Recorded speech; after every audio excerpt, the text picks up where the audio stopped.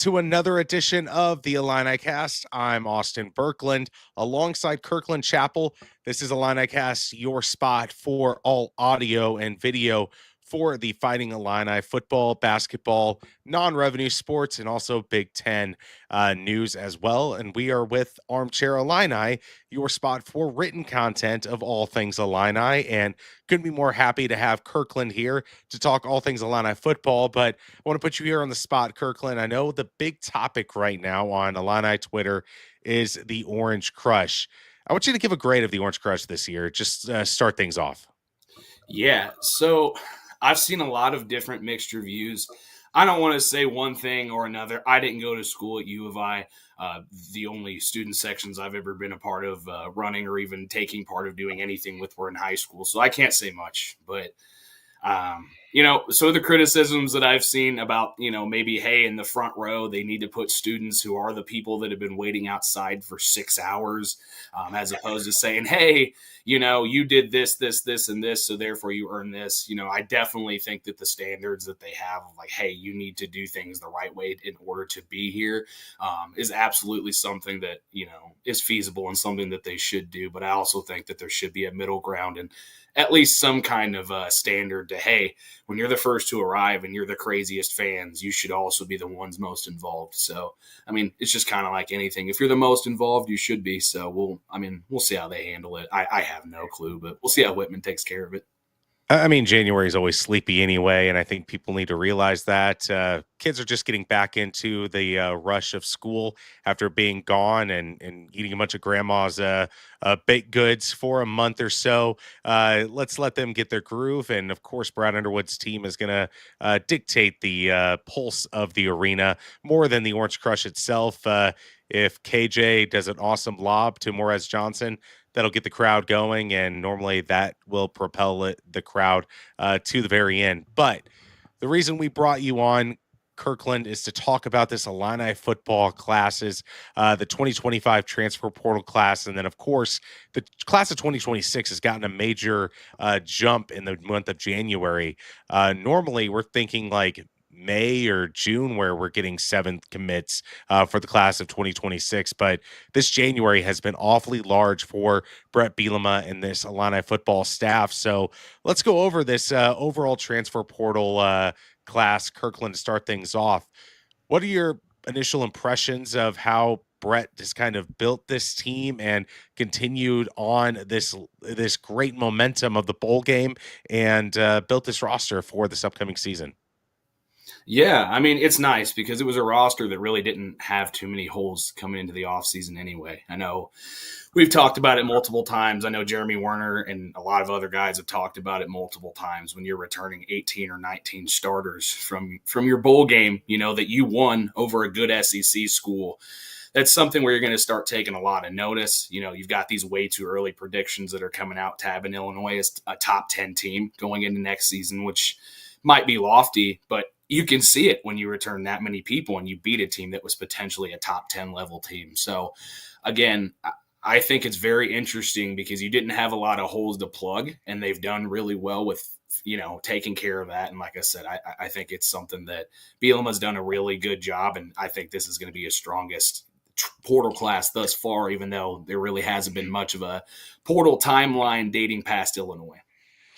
Yeah, whenever you have the defense that you're bringing back, like Gabe Yakis, Xavier Scott coming back as well, and then on the offensive side, you have the core 4 coming back, which is your defensive coordinator, offensive coordinator, head coach, and quarterback.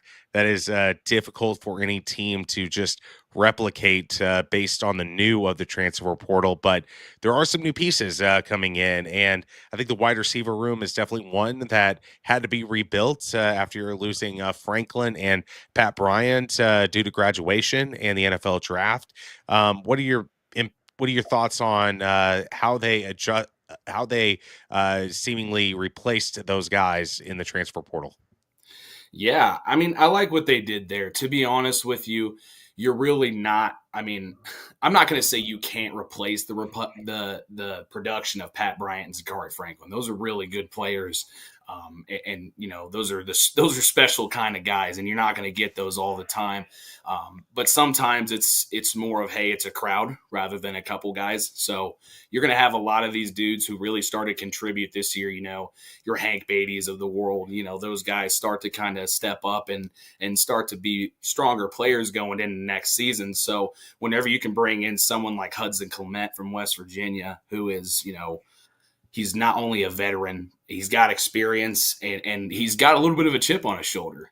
He was a walk-on heading into the Mountaineers, which is something that's pretty neat. I think that was a guy that they probably didn't tab as a starter as a freshman, but then he worked his way into that role as the season went on. And then, going into his sophomore year, he took over and kind of exploded. So to see them get him out of the portal, a guy who's got a chip on his shoulder, 741 yards and 5 touchdowns last season, 14.5 per catch. It's pretty awesome. I mean, he's not going to be quite Pat Bryant. I don't know that. I from the outside looking in, it doesn't look like that. But I think that, him as well, the addition of Justin Bowick, who's kind of your larger go up and get it guy from Ball State, again, had some injuries. He's definitely more of an unproven player. But I think another guy that with some training and some work with Tank Wright could be, a dog next season for the offense. There was a trio of Wisconsin guys that Bret Bielema got to come to the University of Illinois. What do you make of those trio? Yeah, they're really good. Like I said, I think James Thompson was probably my most impactful player coming into this transfer portal offseason. Not only did that, I think wide receiver room was definitely the one that lost the most talent, but I don't think it was the one that needed the most to replace, just because of how much you have coming up in the receiver room. With who you lost with Ezekiel Holmes, T.Y. Edwards, Dennis Briggs, Seth Coleman, those guys, that's a lot of attrition in a position that really wasn't that great in the first place. Now you bring Gabe Yakus back, which is awesome for them.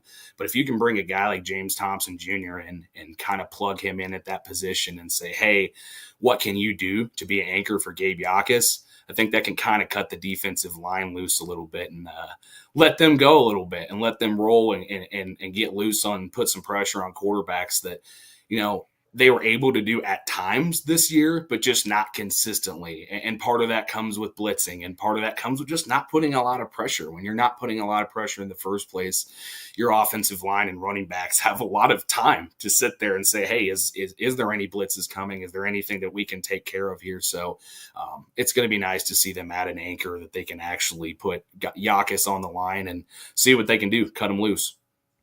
Based on this transfer portal, what position do you think Illinois has improved here?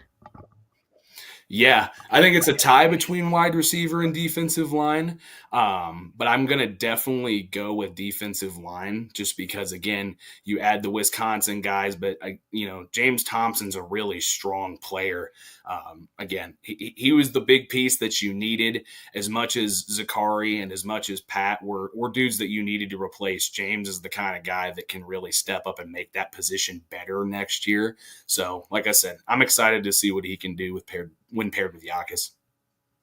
There was a couple FCS additions on the offensive side. Davin Stoffel from South Dakota State, the tight end, and Aiden Napick from Idaho. Thoughts on those guys? Yeah, Aiden Napick is a really tough dude. He's a very scrappy guy. So I like to see them get in there with him and see what he can do to kind of push these guys. I think the offensive line, when you're returning all 5 starters again from a victory in a bowl game, I think that you're pretty well set there. But Bielema wants to be 10 deep. I know Bart Miller wants to be 10 deep. They want to have a 2-deep rotation that if anyone gets hurt, they know at any time they can plug someone in that they trust as a starter. So I think that Napick is one of those guys who can really plug in there and do some work. And they like to rotate. They rotate at that position, which is something that's pretty rare for an offensive line, So it's nice to see that guy be someone who can come off and be super chippy for you.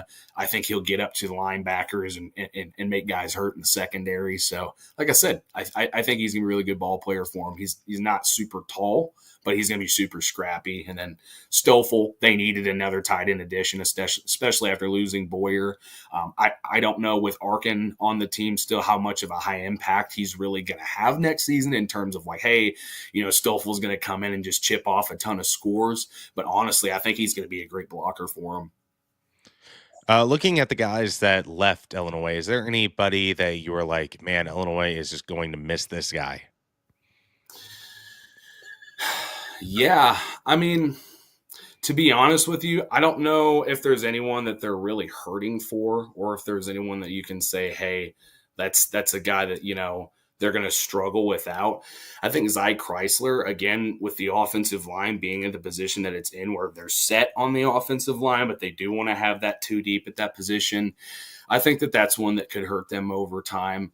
Demetrius Hill, I know he didn't really play a lot this year and didn't really contribute a ton, but again, that's another position where they want to add a ton of depth there and keep guys there. So I don't know that they really lost anyone that I would say is a high impact person down the road. But, guys like Hunter Whitenack and some of those other players in the offensive line there really could be an impact for them in the rotation. Do you know the guy that I'm most excited about coming into the University of Illinois in this transfer portal? Yeah. That is from the University of Purdue, the punter, Keelan Crimmins, an all-conference Big Ten punter. What is the impact that he can bring over the punting job that Hugh Robertson did last year? Yeah, I mean, he's an all Big Ten honorable mention guy. He had over I think it was 43 yards per punt last year. Super comparable to Blake Hayes in his senior year, and this kid's a sophomore. So, like I said, those Aussie punters, man, they're just freaking good. I actually think, looking back on it in terms of upgrade, in terms of, how much better you got from one player to the next, I can definitely see why this would be the best, just because you did really upgrade there with picking up a Big Ten honorable mention guy. So like I said, I don't know. Punter was definitely something that at time this year was just, it very much stood out that they needed to make a change. And like I said, this is a good one for them. All right, let's shift things over to the class of 2026. And Bret got things started in November with Michael Clayton. Quarterbacks normally go a little bit earlier than the rest of the class. The rest of the class kind of follows where the quarterback is going. And then this month of January has just been phenomenal for Bret Bielema, both in the in-state world, getting Lincoln Way East, DeKalb, and then nationwide, even going into Omaha, Nebraska, finding a gem there, Florida guys as well. Overall impact that this class of 2026 has for what the rest of this class could look like, Kirkland. Yeah, I mean, it's nice because, again, you got your quarterback locked in. You've got, 1/3 of your class so far as Illinois guys. So it's nice that you're starting to see that trend a little bit. These guys are trendy. I mean, they're high school kids. This is an emotional thing. This is an emotional process. And let's face it, there's a lot of schools that are great options. So sometimes it really does play into the emotion side of things here. And to see Illinois trending on that side of things, number 24 in the country, that's awesome because, again, it's not often that we see Illinois as a top 25 class in recruiting. It's extremely early, but again, that's a nice trend early on. And yeah, again, you're adding Illinois players, so that's something that I think should be really exciting for people, and I think it's going to be a big trend for them for the rest of this class. I think a lot of fans get caught up with the star rankings where, well, how come we don't get any 4 stars? Because there isn't that many 4 stars in the college football world compared to the college basketball world. What kind of competition is Illinois going up against for these guys? Because in the Tim Beckman years, it was very much so the MAC schools that Illinois was beating for some of these guys, and that's kind of how you knew where Illinois stood in the competition of recruiting. So if you look at the overall landscape of these 6 commits, what kind of competition is Illinois going up against for these competitors? Yeah, I think the biggest key is that it's Big Ten territory. I mean, not only your Illinois guys, but your Nebraska and some of these other places that they're getting into, they're really taking care of their home territory, that home radius. So that's also a nice trend for them as well, because other Big Ten teams are going to take notice of that. I think we've had a lot of guys in the past that we really wanted in state that we saw flip to Iowa, or that we saw flip to Purdue or Wisconsin, and now you're beating those teams. So those teams are in the mix, and you're currently beating them. And really, I think you have a better trend than those teams. So in terms of a program. So like I said, I know I've heard people say it other times, but they're moving up. They're starting to move up that pedestal a little bit. And 2026, 2027 are going to be really important classes for that, because they can really prove that. That's why winning next year is going to be really important for that, because again, they've started to really get this momentum ball moving forward, and you don't want to stop that, especially with Illinois' history of getting momentum rolling and then it kind of slamming on its brakes. So, Bielema has built such a stable program so far, and it's nice to see a class shape up this way.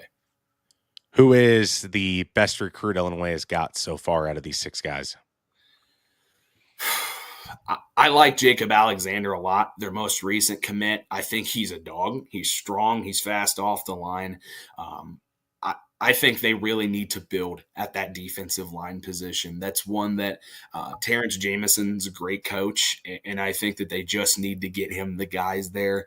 I think adding these Wisconsin guys this year, adding Lowry, adding James Thompson, those are going to be really important for him. But I think the more that they can build into developmental guys that he can kind of work with and keep moving forward, that's important. But, really him and Davon Grant, because they need Illinois players. Again, that's a third of their class is Illinois right now. Again, it's only 6 guys, so that's 2. It's very early. All this is very early. But as you talked about, it's a trend. So, again, I think those 2 are the most intriguing being at that point. But I really like Alexander's game. Who's an underrated guy that people aren't talking enough about in this 6-person class? I think Grant. I think Davon Grant. He's a really good athlete. I know I think they said the last Power 4 player to come out of DeKalb, which kind of blows my mind, because that's an area rich with talent. Big population too. Yeah, and a big population. It blows my mind that they haven't had more, Power 4 level talent since Dre Brown, the last Illini commit. So it's nice to see them keep a good relationship there. He's a good ball player. I think he's got the overall skill set. I think he's got decent size. I think that's one that down the road is going to be a nice developmental player for Step. And again, he's another one that can go out and recruit for you. He's another one that can say, hey, Illinois took a chance on me, and this is what I did. A Matt Bailey type that you said, hey, Illinois took a chance on me, even though a lot of people don't on my school, and look at what I'm doing here. And that's going to help Illinois down the road. Looking at this whole group of assistants, some continuity, it feels like, this year and then maybe even next year with possible contract extensions that Bret Bielema talked about. What impact can that lead to the high school recruiting here in the class of 26 and in the class of 27? It's huge, because Illinois has been pretty well used to just a lot of turnovers. So we have to think about our jobs in line of communications. If you had a different boss all the time, things are going to start to get lost in translation. If you have a different salesperson all the time, things are going to get lost in translation. It's the same thing here when you're constantly saying, hey, here's the new linebackers coach. Here's the new linebackers coach. Here's the new linebackers coach. It really isn't working out for you that you're building a relationship there, because someone along the way has had a 4, 5, 6 year relationship and is saying, hey, we're more stable. What are you doing? Why would you go there? You don't even know that guy. So it's nice to see them actually build these connections. High school coaches are knowing these guys by name. And, when someone walks in, they can say, hey, Barry, how's it going? So they know what's going on. So like I said, it's nice that they're starting to keep that connection. I know a lot of Illini fans in the basketball recruiting world always say, well, who's next? And who are some of the guys that you're looking forward to in this class of 26 that could commit to the University of Illinois? Yeah, I think there's a few guys that could be, popping here pretty soon. I think Cam Thomas is a guy to keep an eye on. Cam comes from the same high school as Grant Bierman. Grant Bierman's recruiting him hard. I know I saw Bielema the other day quote tweet him and say, "Hey, might be more coming here." So kind of a little bit of foreshadowing there. Bielema's really good at that. So, and as well as the crystal ball picks, those are also pretty telltale. So I think that's one that they should keep an eye on. But probably the most intriguing, definitely the most intriguing, I'd say for most people, is Nasir Rankin, just because he's the number one player in the state of Illinois. Again, skill position player. It's a shiny toy that a lot of people are excited about when they get a wide